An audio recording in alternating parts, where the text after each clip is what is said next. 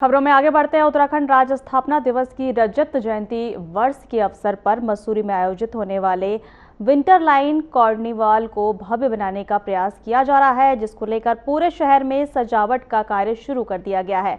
24 दिसंबर से winter line carnival का आगाज होगा, जिससे पहले रात्रि को पहाड़ के गांधी इंद्रमणि बडौनी की जीवन पर बनाई गई डॉक्यूमेंट्री फिल्म प्रदर्शित की जाएगी। वहीं माधव सिंह भंडारी नाटक का मंचन किया जाएगा। इसके अलावा स्थानीय कलाकारों द्वारा प्रस्तुति दी जाएगी।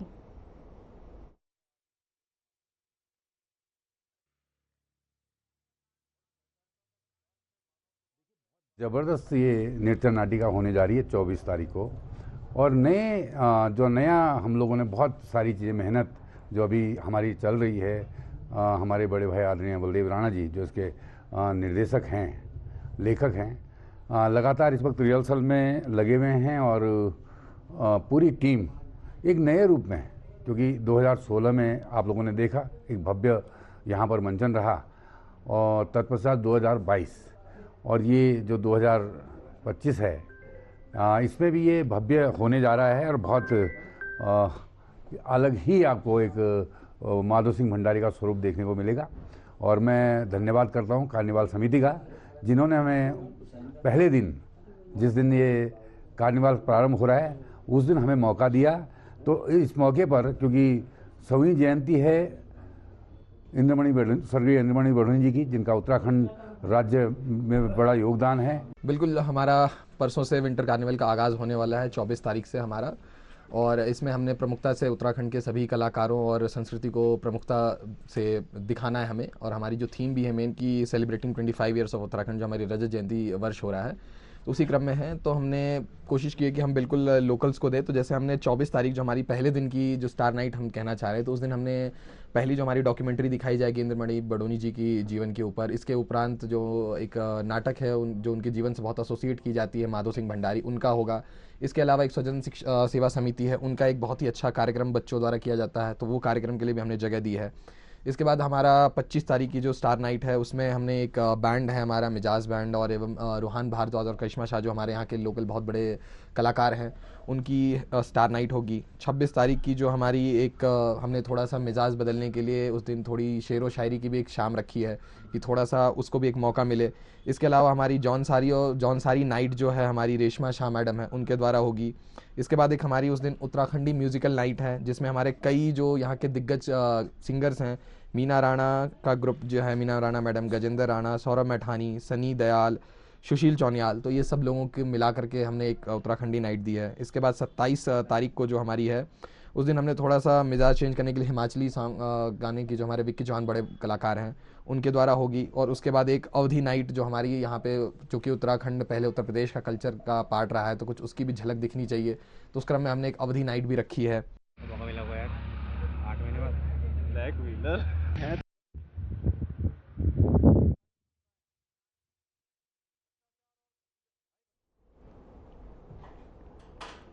रुद्रपुर स्थित शिवालिक वेलोड्रोम में आयोजित 77वीं जो सीनियर, 54वीं जूनियर और 40वीं sub junior national track cycling championship में पहुंचकर खेल मंत्री रेखा आर्या ने साइकिलिस्टों का उत्साहवर्धन किया है। इस आयोजन में देश भर के लगभग सभी राज्यों और केंद्र शासित प्रदेशों से आए 600 से ज्यादा खिलाड़ी हिस्सा ले रहे हैं। इस मौके पर खेल मंत्री रेखा आर्या ने कहा कि साइकिलिंग वेलोड्रोम के बनने के बाद अब यह उम्मीद की जा सकती है कि उत्तराखंड जल्द ही साइकिलिंग की नर्सरी के रूप में उभरेगा।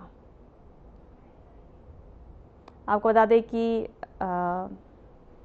Junior national track cycling championship का आयोजन किया गया। उत्तराखंड में जल्द ही साइकिलिंग की शुरुआत होगी। खेल मंत्री रेखा आर्या ने इसका उद्घाटन किया। मंगलवार को रामनगर में रानीखेत रोड पर विश्व हिंदू परिषद और बजरंग दल के कार्यकर्ताओं ने बांग्लादेश के खिलाफ नारेबाजी प्रदर्शन करते हुए पुतला दहन किया। विश्व हिंदू परिषद के जिला धर्म प्रचारक प्रमुख हृदय शर्मा ने कहा कि बांग्लादेश में जिस प्रकार से जिहादी मानसिकता लगातार बढ़ रही है, तो वहीं अल्पसंख्यक हिंदू समाज के लोगों को निशाना जो है बनाया जा रहा है। उन्होंने कहा कि बांग्लादेश की जिहादी मानसिकता को सहन नहीं किया जाएगा तथा इसका पूरे देश में विश्व हिंदू परिषद व बजरंग दल के कार्यकर्ता विरोध करेंगे।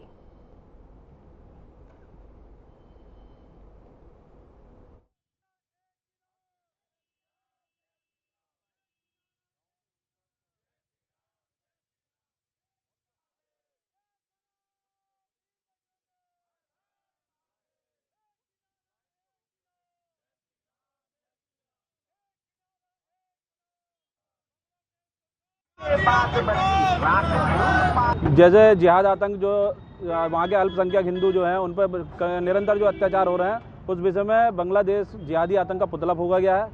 वहाँ अभी आपको ज्ञात होगा कुछ समय पहले भी एक ऐसी घटना हुई थी जहाँ हिंदू महिलाओं से साथ बलात्कार भी हुए थे और आगजनी हुई थी, घरों में आगजनी। अभी फिर कुछ दिन पहले अभी 2-4 दिन पहले दीपचंद्र जो दास हैं उनको 4 किलोमीटर नग्न कर सड़क पर घसीटा गया और एक पेड़ पर लटकाकर और उनके पेट्रोल डालकर आग लगा दी गई। ये एक मानवता को शर्मसार करने वाली घटना है। जिहादी आतंक जिस जहाँ पलम रहा है वहाँ यही घटनाएं देखने को मुझे अपने से नीचे अल्पसंख्यकों को नहीं जीने दिया जाता था। और मेन है हिंदू और सनातन, हिंदू सनातन को टारगेट इस बार लगातार करा जा रहा है।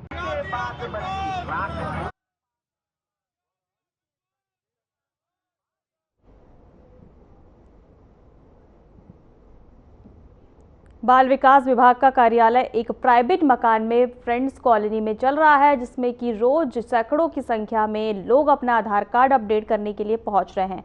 वहीं पहले लोगों ने बाल विकास विभाग कार्यालय पर प्रदर्शन किया और आरोप लगाया कि एक वकील के द्वारा नोटिस चिपकाया गया है, यहां पर आधार कार्ड अपडेट नहीं होंगे। वहीं उससे वकील ने कहा कि प्राइवेट मकान में चल रहे इस बाल विकास विभाग की वजह से उन्हें काफी परेशानियों का सामना करना पड़ता है।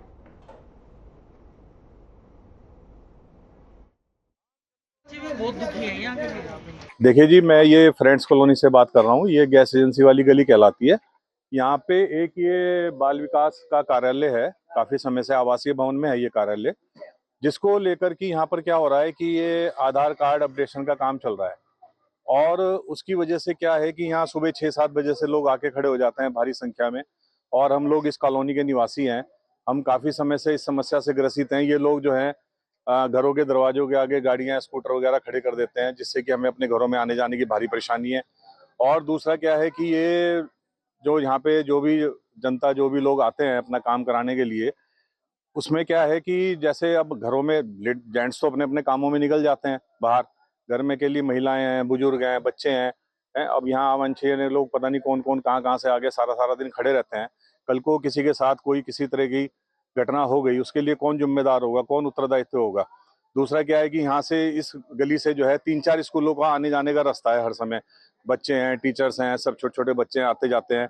यहाँ स्थिति ये है, इस कदर यहाँ भारी भीड़ रहती है।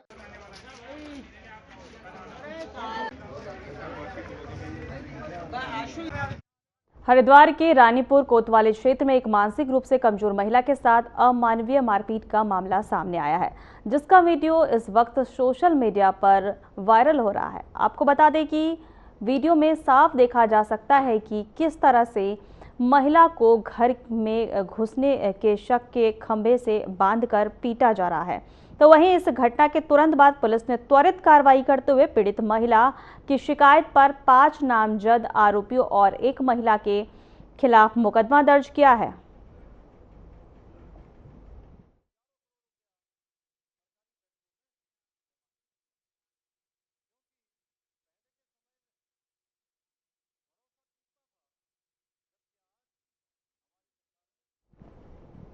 सरोवर नगरी में विंटर कार्निवल महोत्सव का शुभारंभ आज से शुरू हो गया है। यह महोत्सव 25 दिसंबर तक चलेगा और 26 दिसंबर को बिड्राचुंगी से कैची धाम तक पैदल यात्रा का आयोजन होगा। एसएसपी डॉक्टर मंजुनाथ टीसी ने महोत्सव के दौरान समुचित पुलिस प्रबंधन और सुरक्षा सुनिश्चित करने के निर्देश दिए हैं। एसपी डॉक्टर जगदीश चंद्रा ने ड्यूटी में लगे सभी पुलिसकर्मियों को समय पर ड्यूटी पर रहने, डायवर्जन प्लान लागू करने और पर्यटकों के साथ शालीन व्यवहार करने के लिए विशेष ब्रीफिंग दी है। वहीं क्षेत्राधिकारी, प्रभारी निरीक्षक और अन्य अधिकारी उपस्थित रहे हैं ताकि महोत्सव सुरक्षित और व्यवस्थित रूप से संपन्न हो सके।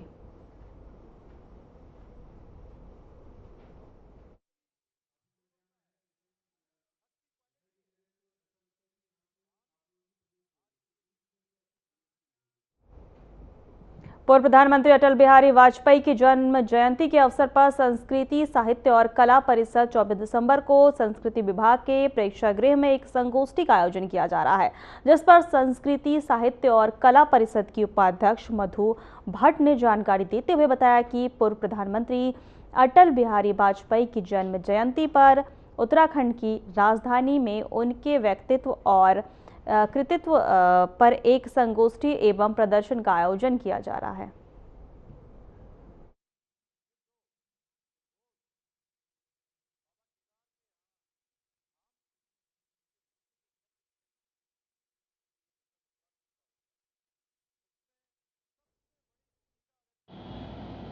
भारत रत्न श्रद्धेय अटल बिहारी वाजपेयी जी के जन्म शताब्दी वर्ष पर उनके जन्मदिन के उसमें हम लोग संस्कृति, साहित्य, कला परिषद के माध्यम से एक संगोष्ठी का आयोजन कर रहे हैं। अटल जी का बहुत ही एक विराट व्यक्तित्व रहा है, उनका कृतित्व रहा है और उनकी जो एक कवि हृदय वो रहे हैं। उन्होंने, चाहे हम ये कहें कि उन्होंने ऐसे जो भारत की राष्ट्र, जो हमारे पोखरण जैसे उन्होंने परमाणु बम, जो ये हमारा वो इतना बड़ा एक, मैं कहूँगी वैज्ञानिक रूप में भी, वैज्ञानिकता को भी उन्होंने हमारे राष्ट्र को शक्तिशाली बनाने के लिए और एक कवि हृदय होते हुए उन्होंने पूरी सभी चीज़ों का, उनके अंदर एक अलग सा एक व्यक्तित्व रहा है। उस व्यक्तित्व पर हम संगोष्ठी का आयोजन कर रहे हैं। साथ ही में जो उनकी कविताएं हैं, उन कविताओं का भी कविताओं के ऊपर जो बच्चों के द्वारा है नृत्य नाटिका भी की जाएगी।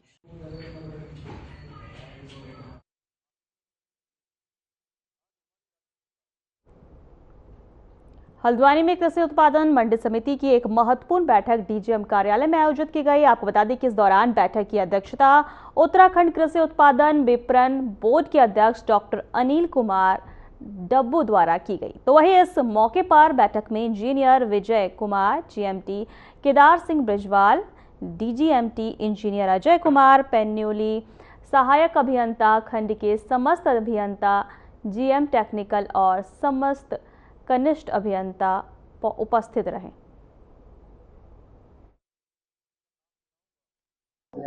देखिए, आज हमने कुमाऊं के सभी इंजीनियर्स को बुलाया और हमने समीक्षा की, भाई जो हमने काम कर रखे हैं वो तेजी में होनी चाहिए। टाइम ऑन प्रोग्राम आ गया, फिर मैं 24 को बैठक करने वाला हूँ और उनसे मैंने कहा कि आप डिटेल में लाइए हर चीज और कौन सा काम कितना जनता को कितना लाभ हो रहा है, क्या चीजें हो रही है, इस सब चीजों पर चर्चा हुई है।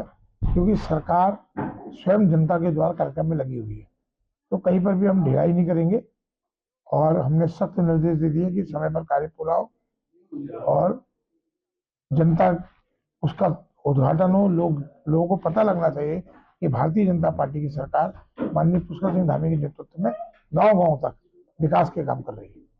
बहुत काम कर रही है। मंडी परिषद में संसाधनों, तमाम सड़कों का निर्माण कर रही है, भवनों का निर्माण कर रही है और जितना हो सकता है गांव छोड़ तक। प्रदेश में एक बार फिर अंकिता भंडारी हत्याकांड ने नया राजनीतिक मोड़ ले लिया। हाल ही में पूर्व बीजेपी विधायक सुरेश राठौर की पत्नी ने एक वीडियो जारी कर आरोप लगाया है कि हत्याकांड में किसी वीआईपी गट्टू का हाथ हो सकता है। आपको बता दें कि इस बयान के बाद वीआईपी शब्द को लेकर सवाल उठने लगे और मामला पुनः सुर्खियों में तेजी से छा गया। विपक्ष इस मुद्दे को लेकर प्रदर्शन करता दिखाई दे रहा है और सरकार से जवाब मांग रहा है। वहीं भाजपा प्रदेश प्रवक्ता नवीन ठाकुर ने कहा कि आरोप लगाने और आरोप सिद्ध होने में बड़ा अंतर होता है।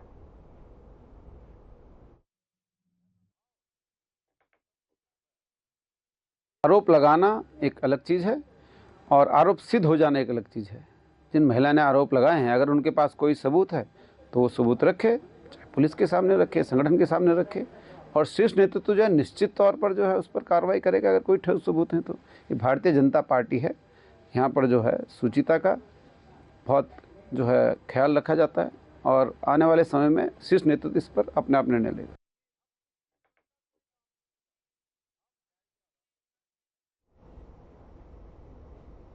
उत्तराखंड बीजेपी के ऑफिशियल पेज पर कांग्रेस पार्टी के वरिष्ठ नेता व पूर्व मुख्यमंत्री हरीश रावत को एआई वीडियो की चर्चा इन दिनों सुर्खियों में है। वहीं एआई वीडियो पर नाराज हरीश रावत ने अपने समर्थकों के साथ देहरादून के नेहरू कॉलोनी थाने पर जाकर एफआईआर दर्ज कराने पहुंचे।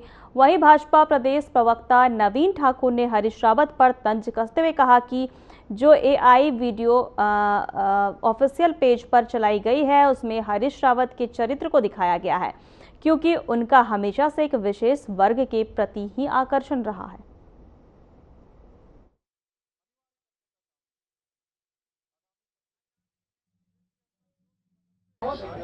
देखिए, हरीश रावत जी कांग्रेस की राजनीति में हाशिए पर हैं और लगातार जो है कांग्रेस उनको हाशिए पर धकेल रही है।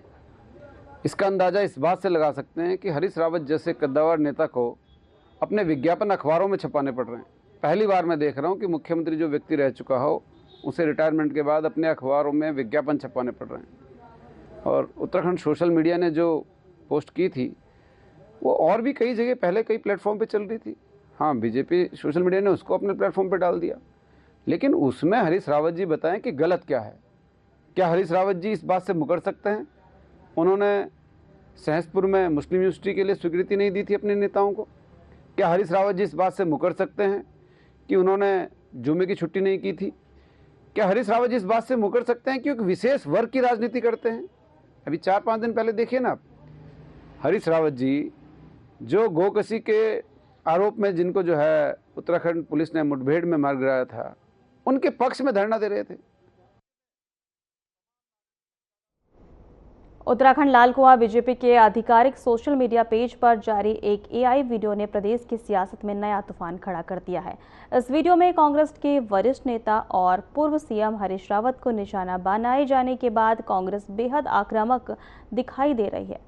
जगह जगह विरोध प्रदर्शन जारी है। इसी को लेकर बिंदु खता ब्लॉक कांग्रेस कमेटी के अध्यक्ष पुष्कर दानू और नगर कांग्रेस कमेटी के अध्यक्ष भुवन पांडे के नेतृत्व दर्जनों कांग्रेस कार्यकर्ता लाल कुआं कोतवाली पहुंचे, जहां उन्होंने कोतवाल ब्रजमोहन राणा को तहरीर देकर जल्द से जल्द कार्यवाही की मांग की है।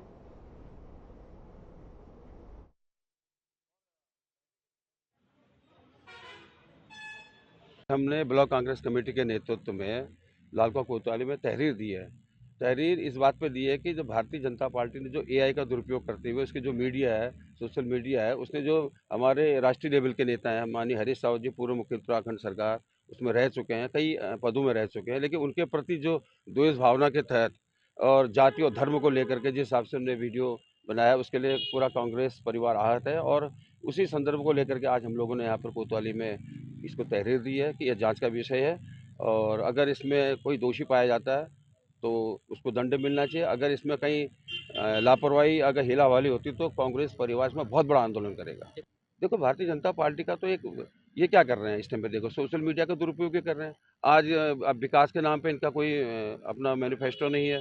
आज ये खाली जगहों का नाम, जैसे महात्मा गांधी मनरेगा योजना थी उसका अब क्या नाम बताएंगे? जी राम जी कहने में भी अजीब सा लग रहा है हम लोगों को। तो इस तरह से ये लोग कर रहे हैं, जगहों का नाम बदलना, योजनाओं का नाम बदलना और कांग्रेस परिवार के प्रति द्वेष भावनापूर्ण व्यवहार करना। तो ये कई चीज़ें हैं, इसको जनता को समझना चाहिए, जानना भी चाहिए और जनता अब आने वाले समय जागरूक है, जरूर इसका परिणाम मिलेगा उनको। वक्त तो चला है छोटे से ब्रेक का।